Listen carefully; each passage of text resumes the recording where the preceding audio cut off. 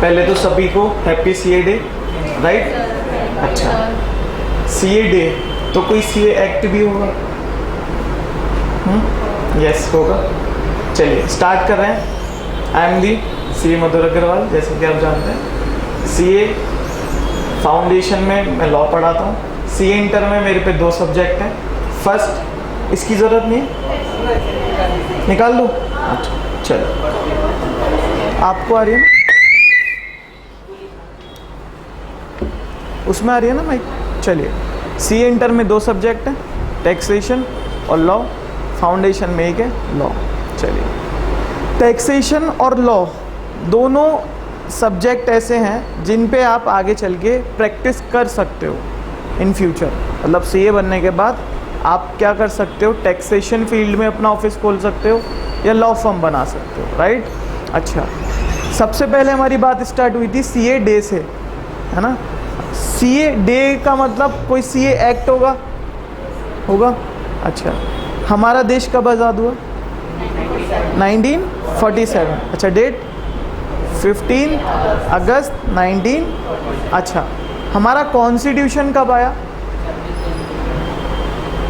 Constitution 26 नवंबर आया। अच्छा, नवंबर में क्या था? एप्लीकेबिलिटी 26 जनवरी से। अच्छा ओके, 26 जनवरी 1950 से क्या आया? कॉन्स्टिट्यूशन एप्लीकेबल हुआ, मतलब आना एप्लीकेबल हुआ। अच्छा, सी एक्ट कब का है? 1949 का है। कब का है? 1949। अच्छा, हर लॉ को किससे पावर मिलती है? कॉन्स्टिट्यूशन से। सी एक्ट को किससे पावर मिलती है? आईसीआई तो एक बॉडी हो गया ना बेटा, जो एक्ट के अंतर्गत काम करेगा। अच्छा, सीए फाउंडेशन की बुक थी ना, उस पर कुछ लिखा था? हाँ, क्या लिखा था? Setup an act of parliament, ऐसा कुछ था ना? हाँ हैगा, मतलब स्टैट्यूटरी बॉडी। अच्छा, मतलब एक्ट से आई है। किससे एक्ट से? आईसीआई एक्ट नहीं, चार्टर्ड अकाउंटेंट एक्ट 1949 से आया। अच्छा, वहाँ पे क्या लिखा है?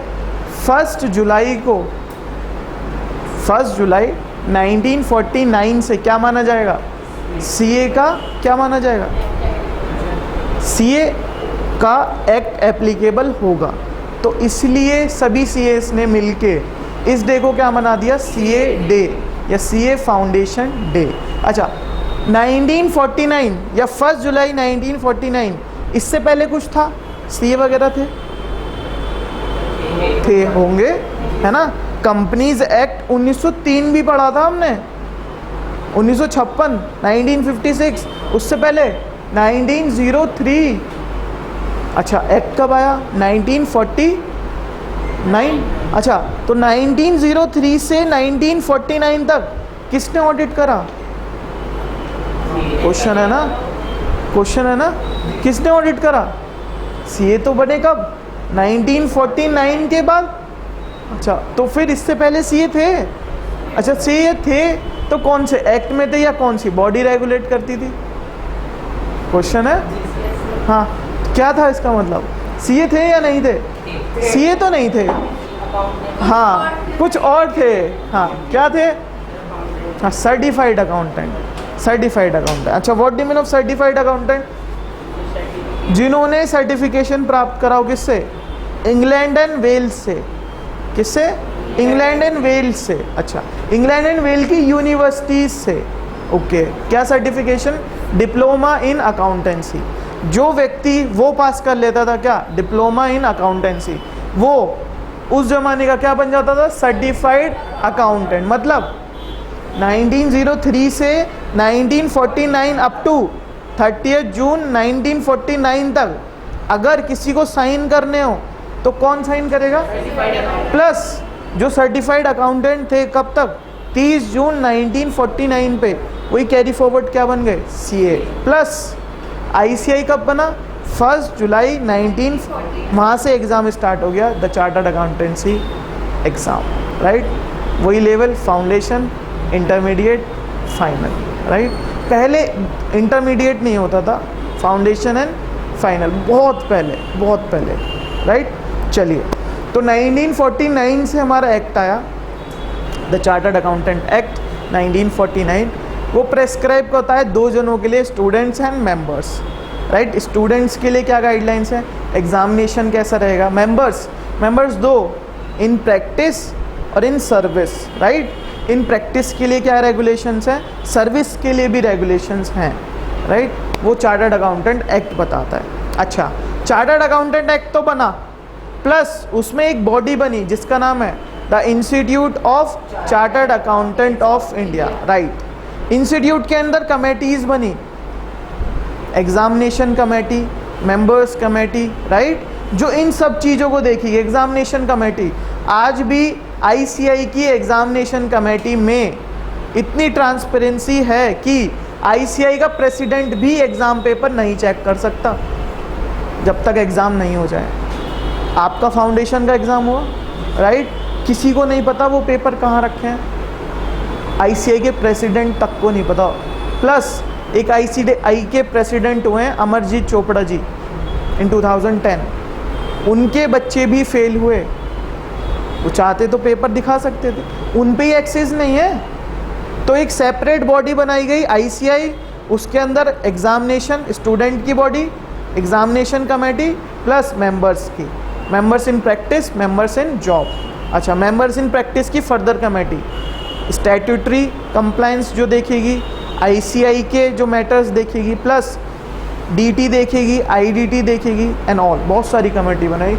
आज तो इतनी कमेटी है कि पूछो मत आईसीआई में। प्लस एक काउंसिल बनाई आईसीआई काउंसिल, मतलब काउंसिल में पर्सन इलेक्टेड होके आएंगे, कौन, जिन्हें सीएस चुनेंगे। जैसे आप चुनते हो ना मोदी को, योगी को, चुनते हो ना मोदी जी को, योगी जी को। अच्छा, मोदी जी को कौन से इलेक्शन में, लोकसभा। अच्छा, योगी जी को, ऐसी आईसीआई के इलेक्शन होते हैं, अभी होंगे दिसंबर में, 3 साल का टर्म होता है। सीएस ही चुनते हैं कि हमारे बीच से कौन इलेक्टेड होगा, राइट। काउंसिल में 2 काउंसिल बनाए, एक तो रीजनल जैसे योगी जी और एक सेंट्रल जैसे मोदी जी, जो पूरा इंडिया का रेगुलेशन देखेंगे इन टर्म्स ऑफ आईसीएआई। अच्छा, आईसीआई इज अ बॉडी, उसके अंदर कौन बैठा है, काउंसिल। कौन सा काउंसिल, सेंट्रल काउंसिल। अच्छा, रीजनल काउंसिल मतलब स्टेट्स को बांट रखा है, ये रीजन आपका सीआरओ कोड है ना, हाँ, मतलब फुल फॉर्म जानिए कभी उसकी, सेंट्रल रजिस्ट्रेशन,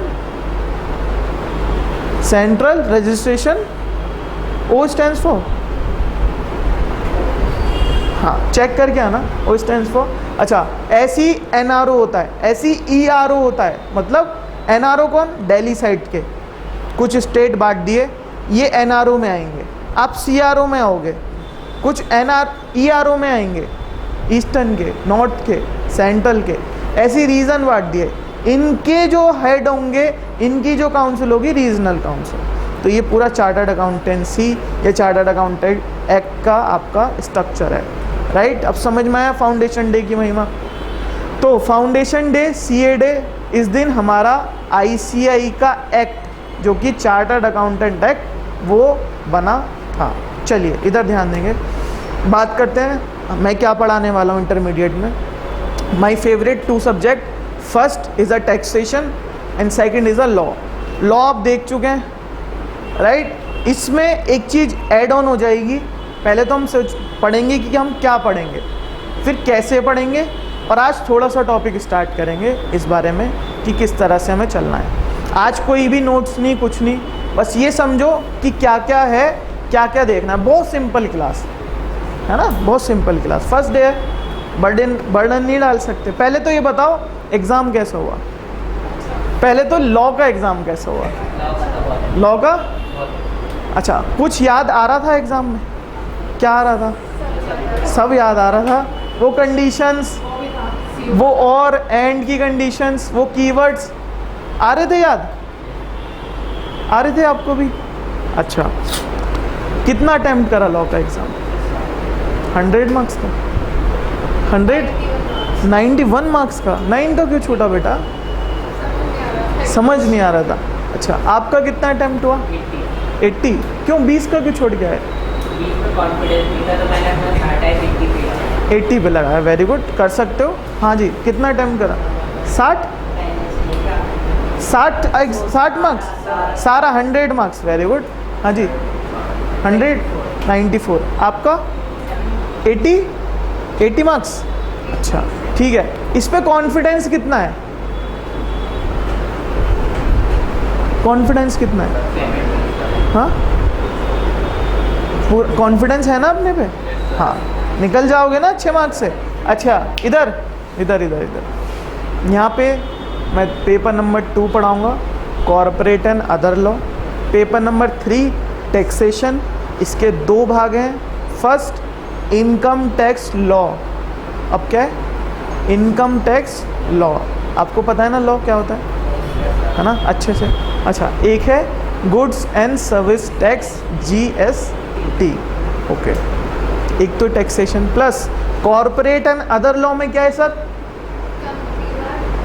कॉर्पोरेट लॉ में है आपका कंपनीज लॉ और LLP लॉ। अच्छा, अदर लॉ में क्या है? अदर लॉ में बहुत सारे हैं, फेमा, क्लॉज एक्ट, इंटरप्रिटेशन पढ़ेंगे साथ साथ, राइट। अच्छा, कॉर्पोरेट लॉ जिसमें कंपनी लॉ और LLP लॉ, कितने मार्क्स का? 70 मार्क्स का। कितना? 70 मार्क्स का। ओके, तो कंपनीज एक्ट तो हमें अच्छा लगा था ना, पढ़ा था ना हमने फाउंडेशन में। हाँ, तो उसका एडवांस वर्जन पढ़ेंगे थोड़ा सा।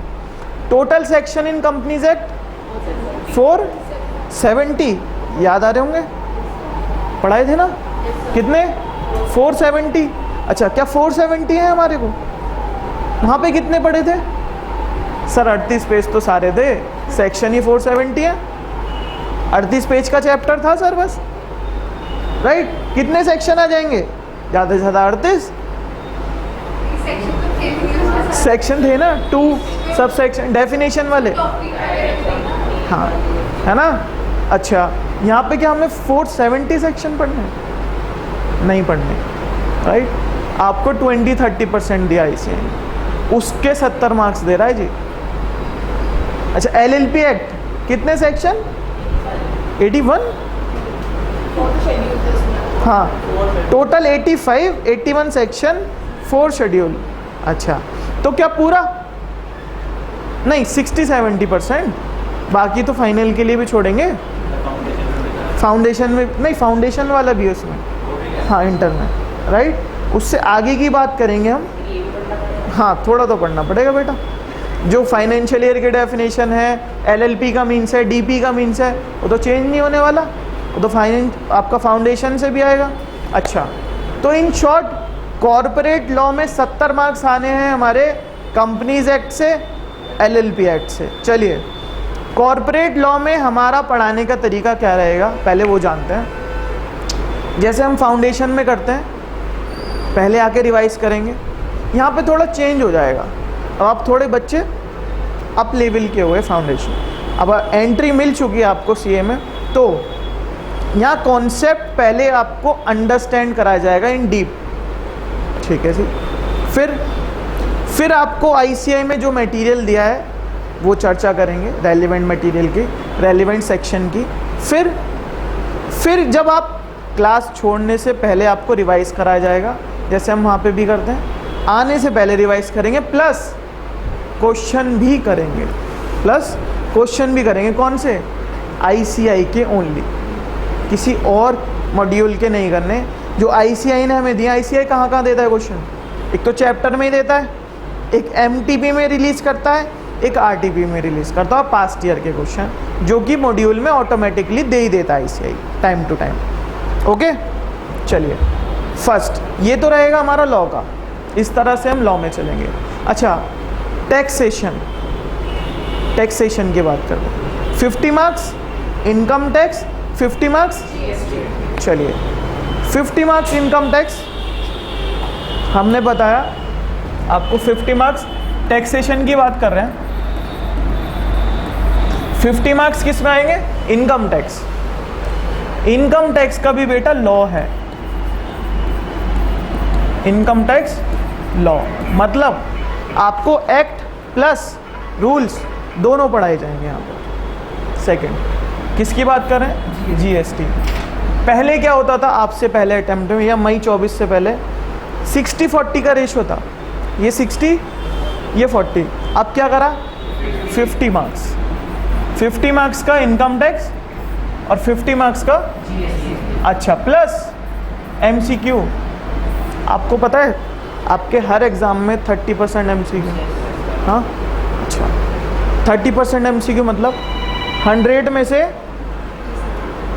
एक सेकेंड बेटा, हाँ 100 में से 30 मार्क्स किसके आएंगे? एमसीक्यू के आएंगे। ओके ठीक है, तो यहाँ पे कितने आएंगे? 15। चलिए, तो एमसीक्यू कैसे आएंगे जी? हाँ ऐसे तो आएंगे, मतलब कैसे आएंगे? हाँ पूरा केस स्टडी देंगे आपको, 2 से या 3 केस स्टडी, 2 देंगे या 3 हर सेक्शन में, एक सेक्शन इनकम टैक्स, एक सेक्शन जीएसटी। यहाँ पे भी 2 से 3 एमसीक्यू, यहाँ पे भी 2 से 3 एमसीक्यू, पूरा case study base.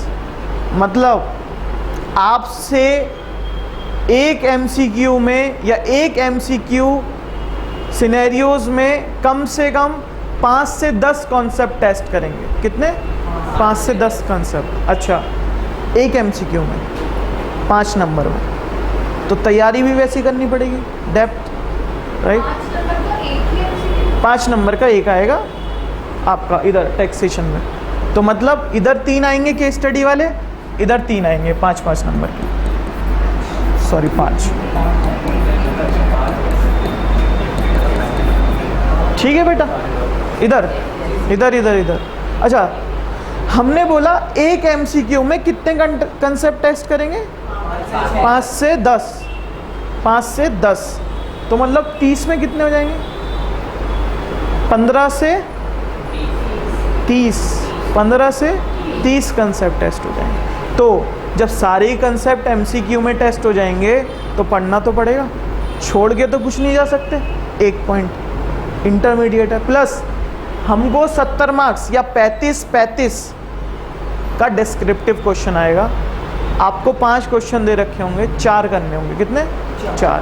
First is a mandatory है, यहाँ पे भी फर्स्ट कंपलसरी है। बाकी कितने? 3 करने होंगे आउट ऑफ दी 4। ठीक है जी। अच्छा, मैंडेटरी क्वेश्चन हम छोड़ नहीं सकते, छोड़ेंगे तो पूरे मार्क्स आएंगे। दोनों सेक्शन ए आएगा आपका इनकम टैक्स एक ही पेपर में, सेक्शन बी आएगा आपका जीएसटी एक ही पेपर में। मतलब अगर पेपर आपका 20 पेज का है तो हो सकता है 11 पेज में इनकम टैक्स और 9 पेज में आपका जीएसटी, मिक्स नहीं करेंगे वो। Section A section B, copy भी आपको 2 ही मिलेंगी, इनकम टैक्स की अलग और जीएसटी की अलग, राइट। चलिए, 1 पॉइंट प्लस एमसीक्यू की बुकलेट अलग मिलेगी, उसका आंसर शीट अलग मिलेगी एग्ज़ाम में। ठीक, तो बहुत अच्छे से करेंगे टैक्सेशन को, बहुत अच्छे से करेंगे कॉर्पोरेट लॉ को, राइट। कुछ ऐसा करेंगे स्टार्टिंग में कि हम ऑल्टरनेट डेज क्लास रखें, एक दिन टैक्सेशन एक दिन लॉ। ठीक है जी। अच्छा, इसमें क्या रहेगा पढ़ाने का तरीका? इसमें वही पढ़ाने का तरीका। इसमें क्या होता है? इसमें क्वेश्चंस आते हैं just like an accountant. Accounts के पेपर में जैसे क्वेश्चन होते हैं ना, आपको एडजस्टमेंट पढ़ाई जाती है, पार्टनरशिप में ये हुआ तो ऐसे करना, ऐसे हुआ तो ऐसे करना, प्लस क्वेश्चन में अप्लाई करनी होती है वो एडजस्टमेंट। सेम इनकम टैक्स में आपको पढ़ाया जाएगा क्या चीज़ अलाउड है, क्या चीज़ डिसअलाउड है, किस पे इनकम टैक्स लगेगा, किस पे नहीं लगेगा। अच्छा, इस पे लगेगा तो रेट ऑफ टैक्स क्या रहेगा, ये चीज़ हुई तो रेट ऑफ टैक्स क्या रहेगा। तो वो चीज़ हम कंसेप्ट में पढ़ेंगे पहले इन डेप्थ, फिर बहुत अच्छे से समझेंगे, पढ़ेंगे, फिर रिवाइज करेंगे वो, फिर क्वेश्चंस, देन अगले दिन उसको रिवाइज। ठीक, वही क्वेश्चन आईसीआई के सारे।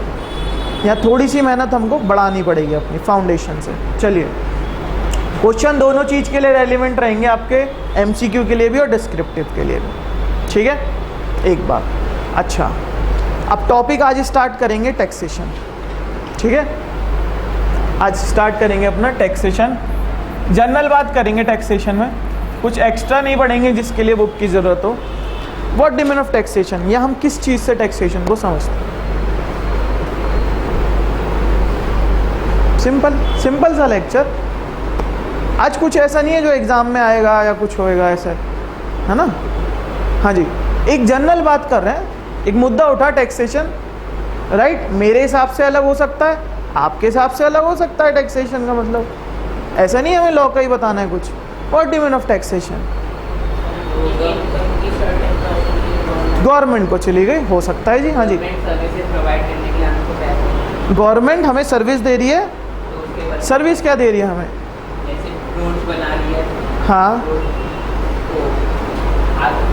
बनाने के लिए पैसा चाहिए उसे, तो किससे लेगी? पब्लिक से लेगी। किस रूप में लेगी? टैक्स के रूप में लेगी, राइट। अच्छा, टैक्स दो तरह के होते हैं क्या? डायरेक्ट और इनडायरेक्ट। अभी बात करेंगे टैक्सेशन और क्या मतलब। चाणक्य ने ये कहा था, चाणक्य, हाँ अच्छा, चाणक्य ने ये कहा था, वो बहुत बड़े अर्थशास्त्री थे। उन्होंने अपने अर्थशास्त्र की बुक में ये कहा है कि आप जनता से टैक्स इस रूप में वसूल करो जैसे बादल या सूरज आपसे पानी कलेक्ट करता है, राइट। आप धूप में जा रहे हो, सूरज आपसे पानी कलेक्ट कर रहा है, हाँ, आपकी एनर्जी एग्जॉस्ट कर रहा है, हाँ। तो आप जनता से इस रूप में टैक्स वसूल करो जिस तरह सूरज इंसान से एनर्जी एग्जॉस्ट कराता है, मतलब इंसान को पता भी ना लगे और एनर्जी उससे निकल भी गई, एग्जॉस्ट हो गई। अच्छा, इस तरह से आप जनता से टैक्स लो। अच्छा, आजकल हो क्या रहा है, किसी भी रूप में टैक्स ले रहे हैं, कैसे भी टैक्स ले रहे हैं। खाने की आइटम तो टैक्स, राइट, रेस्टोरेंट जाओ तो टैक्स, रोड पे चलो तो टैक्स। एक हंसने पे टैक्स नहीं है बस, पानी पे भी टैक्स है, खाने पे भी टैक्स है, राइट। बस एक हंसने पे नहीं है और एक एजुकेशन पे नहीं है, राइट। पानी पे भी टैक्स, बोतल लेने जाओगे 20 रुपीज़ की, उसकी टैक्सेबल वैल्यू देखोगे 17, 3 रुपये गवर्नमेंट के खाते में GST। पानी पे भी टैक्स, खाने पे भी टैक्स। रेस्टोरेंट जा रहा हूँ मैं कुछ खाने, पिज़्ज़ा ऑर्डर करूँगा, 500 रुपये का पिज़्ज़ा, 50 रुपीज़ का टैक्स, 550 का बिल बना मेरा। तो टैक्स किस रूप में लिया जा रहा है? ऐसे कि हम जनता से लें और उसे पता भी ना चले, नहीं। अच्छा, बात करते हैं USA की, फिर बात करेंगे UAE की, दोनों डिफरेंट कंट्री है ना। अच्छा, USA मतलब यूनाइटेड स्टेट ऑफ, मतलब संयुक्त राज्य। व्हाट डू मीन ऑफ संयुक्त राज्य? हाँ, कॉन्स्टिट्यूएंसी बता रहे हो आप उसके, हाँ। और मतलब वहाँ पे कुछ भी ऐसा नहीं है जो डेवलपिंग नेचर का हो, वहाँ सब कुछ डेवलप्ड हो गया, राइट। अच्छा, इंडिया डेवलपिंग कंट्री है या डेवलप्ड कंट्री है? डेवलपिंग है, अभी चल रहा है प्रोसेस। अच्छा, प्रोसेस चल रहा है डेवलप करने का, मतलब क्या डेवलप करना है? इंफ्रास्ट्रक्चर, टेक्नोलॉजी, रोड्स, ब्रिजेस, है ना, ये RRTS, ये डेवलप, ये सब चीज़ चाहिए ना आपको। अच्छा, चल रहा है अभी प्रोसेस या हो चुका? चल रहा है। चलने के लिए कुछ पैसा चाहिए, कहाँ से आएगा? रिसोर्सेज से आएगा। कहाँ से आएगा? इंडिया की क्या रिसोर्सेज? हाँ, रिसोर्सेज जो इंडिया खुद पैदा करके दे रहा हो। मिनरल्स हैं, हाँ, और हाँ, मिनरल्स है। अच्छा, UAE मतलब एमिरेट्स, ओके। वहाँ पे नेचुरल रिसोर्सेज, ऑयल, ऑयल मतलब पेट्रोल। अच्छा, पेट्रोल आज कितने रुपए है? गोल्ड भी, ऑयल भी। कितने रुपए पेट्रोल यहाँ पे? 100 रुपीज़ अप्रॉक्सीमेटली, 100 रुपीज़ पर लीटर। अच्छा, वहाँ पे कैसा है? बहुत सस्ता। क्यों? वहाँ पे नेचुरल रिसोर्सेज है वहाँ का, ओके। तो UAE गवर्नमेंट अपना नेचुरल रिसोर्सेज निकाले और अदर कंट्री को एक्सपोर्ट कर दे, तो पैसा आएगा कंट्री को? आएगा। तो उनके लोगों से टैक्स लेना पड़ेगा उनको कि मुझे डेवलप करना है अपना नेशन, मेरे पे पैसा नहीं है। क्यों नहीं है? नेचुरल रिसोर्सेज नहीं है मेरी धरती पे। वहाँ तो है, वहाँ तो इतनी मात्रा में कि टैक्स लेने की ज़रूरत नहीं है। तो अब ये बताइए UAE में टैक्स क्यों नहीं लिया जाता? नेचुरल रिसोर्सेज है वहाँ पे to generate the revenue of government, अच्छा, रिवेन्यू जनरेट होगा तो मैं नेशन के डेवलप करने में लगाऊंगा, राइट। मेरे पे रिवेन्यू ही नहीं है, मेरे पे नेचुरल रिसोर्सेज ही नहीं है, क्या करूं? टैक्स लगाऊं। किस पे लगाऊं? पब्लिक पे। अच्छा, चलिए टैक्स लगाते हैं पब्लिक पे। टैक्स किस रूप में लगाएं? दूसरा क्वेश्चन, आप जब गवर्नमेंट के ऑफिशियल्स बैठे हो, एक गवर्नमेंट आप हो, बताइए टैक्स लगाना है पब्लिक पे, किसी से पैसा निकालना, it is very different task, right.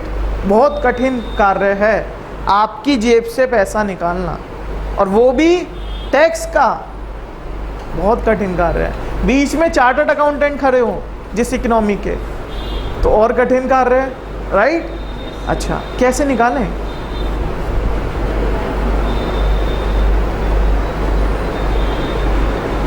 कैसे बोलें कि आप हमें पैसा दीजिए? एक तो पॉइंट ये है कि हम पे नेचुरल रिसोर्सेज नहीं है, हमको पैसा दीजिए, तो ठीक है, किस चीज़ पे देना है पैसा? हर चीज़ पे देना है, वेरी गुड, मगर आप बताइए तो हर चीज़ क्या? जो गवर्नमेंट डेवलपमेंट करती है। हाँ, उसके लिए पैसे की ज़रूरत है। अच्छा, मैं कह रहा हूँ आप मुझे पैसा दीजिए। सेकंड क्वेश्चन कि सर किस चीज़ पे? मैं तो स्टूडेंट हूँ, मैं तो कुछ कमाता ही नहीं। हाँ, हर चीज़ पे हम टैक्स दे रहे हैं, ये तो आपने देख लिया। एक कंट्री जहाँ पे टैक्स एस्टेब्लिश है, एक कंट्री बनानी है जहाँ पे टैक्स एस्टेब्लिश नहीं है। बताइए कैसे मांगेंगे उसके पीपल से पैसा, उसके ह्यूमन से पैसा कैसे मांगेंगे? कंट्री से पैसा कलेक्ट करना है आपको। पहले तो वही एग्जांपल कि अदर कंट्री क्या कर रही है वही देख लें, राइट। अदर कंट्री दो चीज़ पे पैसा ले रही हैं अगर टैक्सेस को बोलो, एक तो इनकम पे, और एक सेल्स पे। अच्छा, सेल्स, इनकम, अकाउंटिंग वर्ड्स लग रहे हैं ना, डिस्क्राइब करेंगे। अच्छा, what do mean of income? What do mean of income? Revenue is equal to income बेटा? No, revenue is equal to sales, right, है ना, हमने 12th में पढ़ा था, राइट। हाँ हाँ, रेवेन्यू इनकम माइनस एक्सपेंस। नहीं, आपने उल्टा बोल दिया, है ना। हाँ, income is equal to revenue minus, तो रेवेन्यू इज अ सेल्स ना, राइट, सेल्स।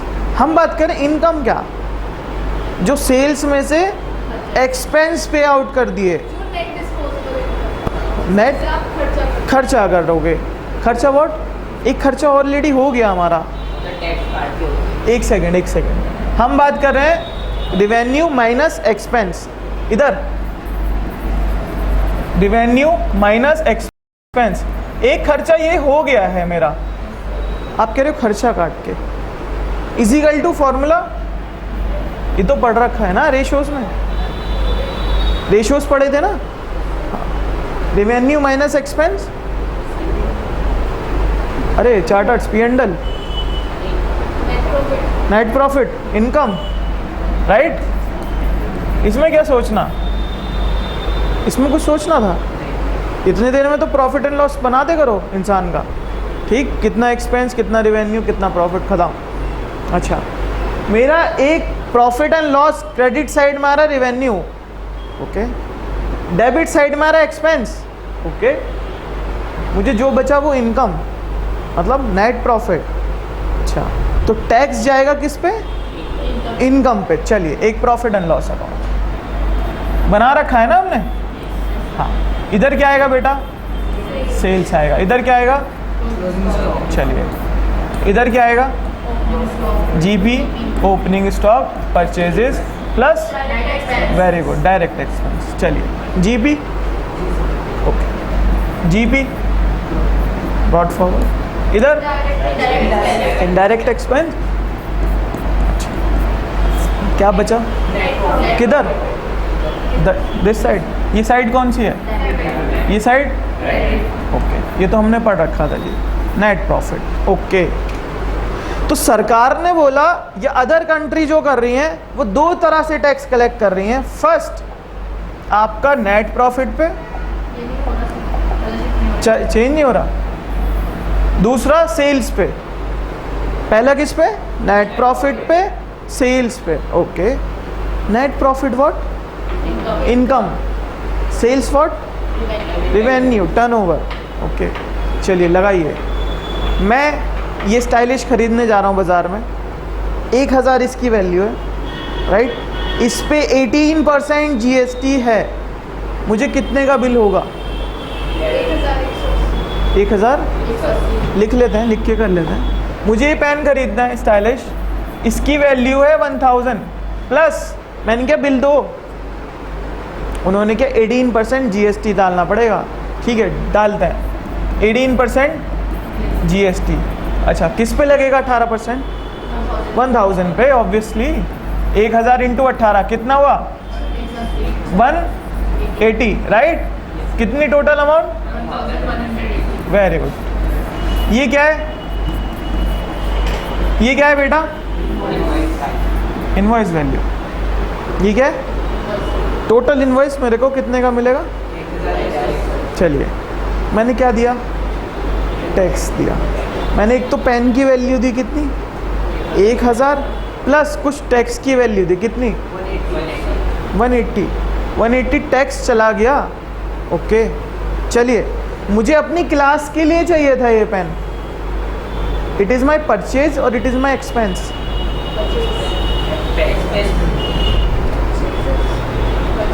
इधर चलिए थोड़ा अकाउंटिंग के बात करते हैं, 11th वाला। मैं एसी वेंडर हूँ, राइट। एसी खरीदे, एसी परचेज्ड, एंट्री। चलिए, मेरी कोचिंग सेंटर है, एसी खरीदे बच्चों के लिए, एंट्री। एसी अकाउंट, अभी तो आपने परचेज बोला था, वहाँ पे भी एसी खरीदे, वो डील करता था ऐसी। मैं क्लासेस चलाता हूँ, मुझे ज़रूरत है, तो ये पेन मेरी एसेट्स होगी या मेरा परचेज होगी? एसेट्स होगी या परचेजेस होगी? परचेजेस या एसेट्स? मैं, मेरी परचेज होगी या एसेट्स होगी? या परचेज? एसेट्स। क्यों? मैं बेचता थोड़ी ना हूँ इसको। अगर मैं आगे फर्दर बेचूंगा तो क्या मानी जाएगी? परचेज। हाँ, मैं तो अपनी सर्विस प्रोवाइड कर रहा हूँ। अच्छा, फिक्स एसेट्स की डेफिनेशन पढ़ी थी हमने, AS 10 में पढ़ा था हमने। 10 था आपके लिए एप्लीकेबल? अच्छा, अब पढ़ लेंगे अकाउंटिंग में। एक पढ़ेंगे आप AS 10, property plant and equipment. मतलब जो इक्विपमेंट आप यूज़ कर रहे हो इन प्रोवाइडिंग दी सर्विसेज, कुछ पार्ट बता रहा हूँ। जो एसेट्स आप यूज़ कर रहे हो इन प्रोवाइडिंग दी सर्विसेज, वो आपकी फिक्स एसेट्स मानी जाएंगी, मतलब प्रॉपर्टी प्लांट एंड इक्विपमेंट माने जाएंगे अकॉर्डिंग टू AS 10। पढ़ेंगे आप अकाउंटिंग में। वेरी, चलिए, ये पेन क्या है मेरे लिए? एसेट्स। चलिए, इस पे मैंने क्या दिया? कितना? 18%। कितना? 180। ओके, चलिए, मैंने एक बुक्स परचेज करी और मुझे आगे बुक्स बच्चों को देनी है, या मैंने पेपर परचेज करा, अपना कंटेंट उस पर लिखवाऊंगा और बच्चे को दूंगा। वो पेपर इज़ माई परचेज और एसेट्स। दूसरा क्वेश्चन लगाया मैं, भाई पेपर तो चाहिए ना, बुक्स प्रिंट करवानी है। हाँ, उसकी वैल्यू सपोज 1000, उस पर GST 5%। अच्छा, पेपर पे भी GST है क्या? अरे, पेपर पे भी GST है क्या? यस। कितना? 50। अच्छा, टोटल इनवॉइस वैल्यू कितना दे के आना पड़ेगा मुझे पेपर वेंडर को? 1050। ओके, क्या मैंने टैक्स दिया? क्या मैंने टैक्स दिया? यहाँ पे भी दिया। एसेट्स खरीदी थी। ओके, परचेज करा तो दिया मैंने। अच्छा, पेपर मेरी परचेज या एसेट्स? रॉ मटेरियल परचेज ना, है ना। इसको प्रोसेस कराऊंगा, फिनिश गुड्स बेच दूंगा। Okay, purchase. चलिए, P&L बनाए अपना, बनाते हैं प्रॉफिट एंड लॉस अकाउंट। इधर परचेज किधर आएगी बेटा? डेबिट। इधर नहीं, डेबिट साइड, है ना, हम अकाउंटिंग स्टूडेंट हैं। अच्छा, परचेज कितना लिखूँ बेटा? 1000 या 1050? क्वेश्चन है। 1000 या 1050? मेरी जेब से कितना आउटफ्लो हुआ है? 50। हाँ वही पूछ रहा हूँ, जनरल डिस्कशन करेंगे आज। मेरी जेब से कितना रुपए निकला? अच्छा मुझे परचेजेस लिखनी है। 1000 1000। हाँ कौन कौन कह रहा है 1000? MCQ बन रहे हैं, MCQ बन रहे हैं बेटा जी। हाँ जी 1000 1050। हाँ 1050। चलिए दो ही ऑप्शन है, 1000 ही 1000। 1050 क्यों बेटा? लग रहा था, कोई दिक्कत नहीं है, यहाँ गलती कर लेते हैं। अच्छा 1000 क्यों? अपने अकाउंटिंग एंट्री करी है टैली में, वैसे ही पूछ रहा हूँ, अदर देन कंसेप्ट फाउंडेशन में था। अच्छा चलो अकाउंटिंग एंट्री करते हैं फिर।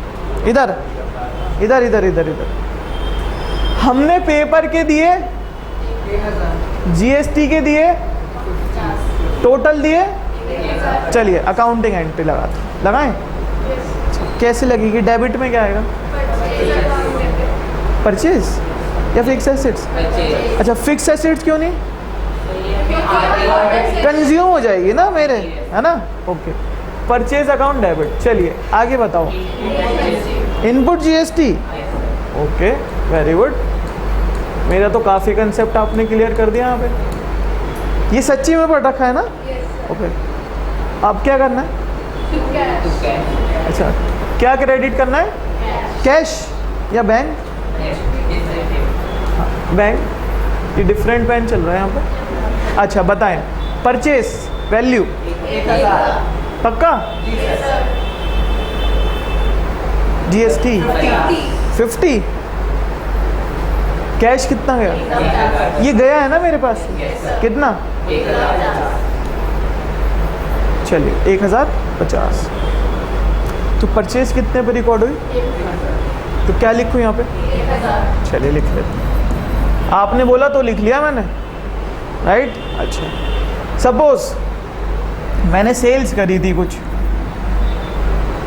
कोचिंग फी ली थी, मैंने सेल करी थी, मेरे को 1 लाख रुपए मिले। कोचिंग फ़ी पे 18% GST एक्चुअल में है, राइट? कोचिंग सर्विसेज पे। अच्छा मैंने फ़ीस ली आपसे जिसका वैल्यू है 1 लाख रुपीज़, सबसे क्यूमुलेटिव फ़ी मुझे को पड़ी 1 लाख। GST हाँ एजुकेशन पे नहीं है, पढ़ेंगे, बहुत सारी एक्सेप्शन है बेटा, बहुत पढ़ना है हमें GST में, राइट? एजुकेशन एक तरह की नहीं होती, एक प्राइवेट सेक्टर की और एक गवर्नमेंट सेक्टर की। पढ़ेंगे, बहुत पढ़ेंगे, बहुत मज़ा आएगा पढ़ने में। GST तो ऐसा है, आप रोड पे चलोगे तो ये देखोगे अरे GST तो नहीं लग रहा। हाँ जब आप देखोगे ना किसी के बोर्ड पे GST नंबर लिखा हुआ, तो आप सारी चीज़ कैलकुलेट करते चले जाओगे कि ये सही काम कर रहा है या नहीं भी कर रहा। You are the chartered accountant student, ठीक? हाँ इधर ध्यान देंगे, taxation is a best subject. Reason being इसमें आप प्रैक्टिस करो, कोई भी इसमें रेस्ट्रिक्शन नहीं है, अथाह समुंदर है, पढ़ते रहो। आज भी मैं पढ़ रहा हूँ और हो सकता है 50 साल तक भी मैं पढ़ता रहूँगा टैक्स, इतना है, राइट? कोई भी टीचर को ले लेना, टैक्स कभी भी किसी का पूरा नहीं हुआ, ठीक है? चलो फीस 1 लाख रुपए कलेक्ट करी मैंने, गवर्नमेंट ने बोला GST दीजिए, कितना कितना दे के आऊँगा? 1000। Okay 18,000 is my GST। चलिए सेल्स वैल्यू बताएंगे कितना? 3 वैल्यू बेटा, 1,18,000, 1,18,000। सेल्स में क्या लिख दूं? जनरल डिस्कशन है, अकाउंटिंग वाला है, कुछ कंसेप्ट नहीं पढ़ा रहे आज। हाँ कौन कह रहा है 1 लाख? ये तो हो गया पूरा। 1 लाख, हाँ जी 1,18,000, 1 लाख के साथ है, तो B तो लिखना ही बेकार है। 1,18,000। अच्छा 1 लाख क्यों बोला? सेल 1 लाख की है, एंट्री क्या लगेगी? नेक्स्ट पेज ले लेते हैं, ये तो भर गया। हाँ जी अच्छा कुछ डेबिट में आएंगे, कुछ क्रेडिट में आएंगे। डेबिट में क्या लिखूं? बैंक। कितना? एक 18 पक्का? तो आपको 18% GST देना है। एक 18 मेरे पास आया। ये काउंटिंग किसकी हो रही है? मेरी। ये किसकी बुक्स बन रही है? मेरी बुक्स बन रही है ना? अच्छा, तो मेरे पे 1,18,000 आया। दोबारा से दिखाता हूँ, दिस वन। फिलहाल कुछ नहीं है बेटा, फिलहाल के लिए 1 लाख आ गया। 1,18,000 आया, 1 लाख आया, आपसे 1,18,000 आया। पक्का?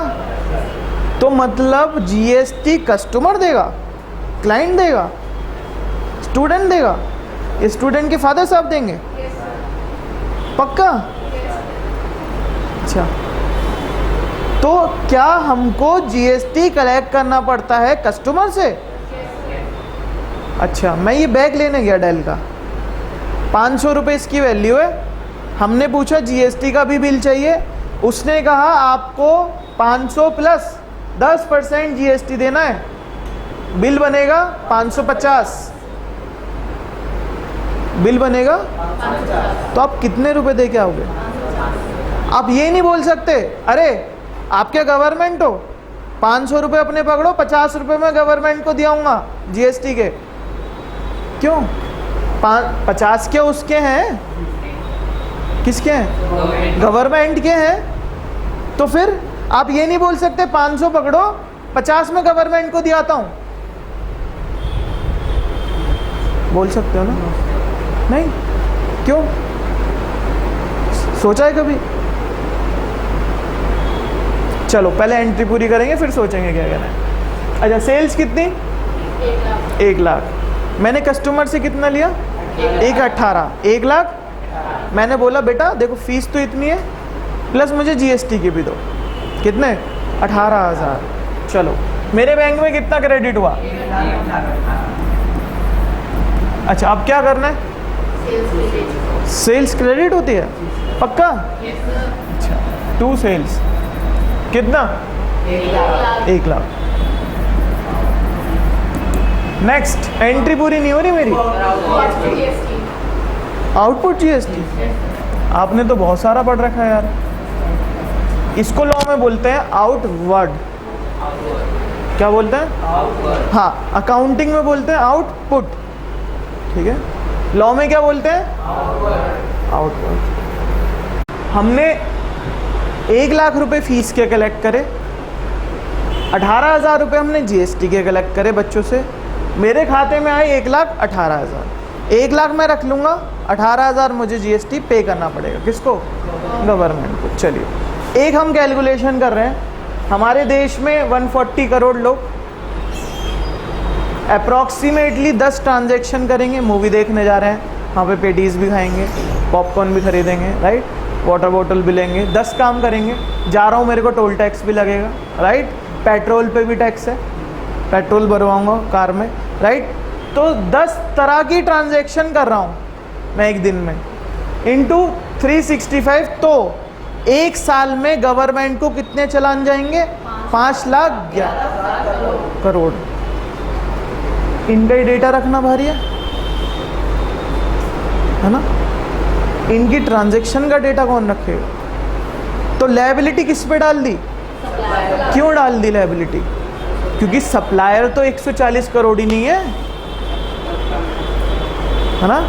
70% पॉपुलेशन एग्रीकल्चर है हमारी भारत की। तो 30% भी अगर सारे बिजनेस करते हो, ऐसा तो जॉब भी करते हैं। मैं मान रहा हूँ कि 30% पॉपुलेशन ऑफ 140 करोड़ अगर बिजनेस भी कर रही हो, तो कितना? 140 का 30% का डेटा तो रख सकता हूँ ना। या मैं 5,11,000 करोड़ का डेटा रखूँ? किसका बेनिफिट है डेटा रखने में? 42 करोड़ पीपल्स का। ठीक है, रख लेते हैं। तो देयरफॉर ये लायबिलिटी किस पे डाली? कि आप GST कलेक्ट करो हमारे नाम से और हमको पे करो। तो ये कौन सा टैक्स? Indirect tax. क्यों? Levied on consumer, collected by supplier and paid by supplier indirectly. उसका टैक्स नहीं है, टैक्स किसका है? कंज्यूमर का, जो उसे डायरेक्टली किसे देना था, तो वो डायरेक्ट टैक्स में चला जाता। बट बर्डन शिफ्ट करा कहाँ से? कंज्यूमर से सप्लायर पे, और सप्लायर को क्या बोला कि आप टैक्स पे करके आओ, किसका? कंज्यूमर का। तो बर्डन, शिफ्टिंग ऑफ बर्डन से ये टैक्स क्या हो गया? Indirect tax. अगर कंज्यूमर खुद पे करता तो डायरेक्ट, उसको मना कर दिया क्योंकि ट्रांजैक्शन ज़्यादा हो जाएंगी, डेटा नहीं रख पाएगी गवर्नमेंट। बर्डन शिफ्ट कर दिया किससे? कंज्यूमर से किस पे? और देयरफॉर जब मेरा टैक्स है ही नहीं तो मैं इनडायरेक्टली किसी और का टैक्स पे कर रहा हूँ। It is an indirect tax, right? अच्छा चलिए, ये तो हुआ एक बात हमारी।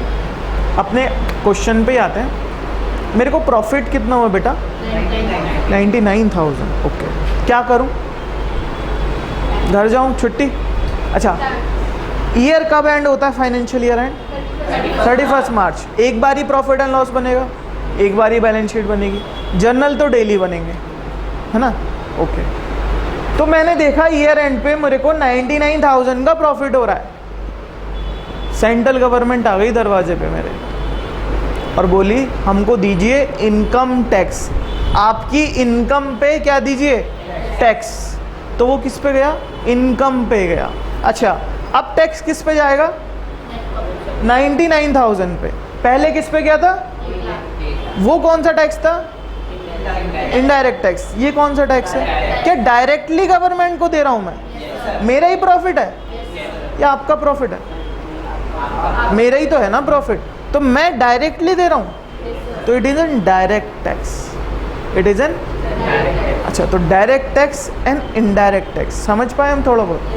अच्छा, डायरेक्ट टैक्स डायरेक्टली गवर्नमेंट को, इनडायरेक्ट टैक्स बर्डन शिफ्ट हुआ और इनडायरेक्टली गवर्नमेंट को किसका?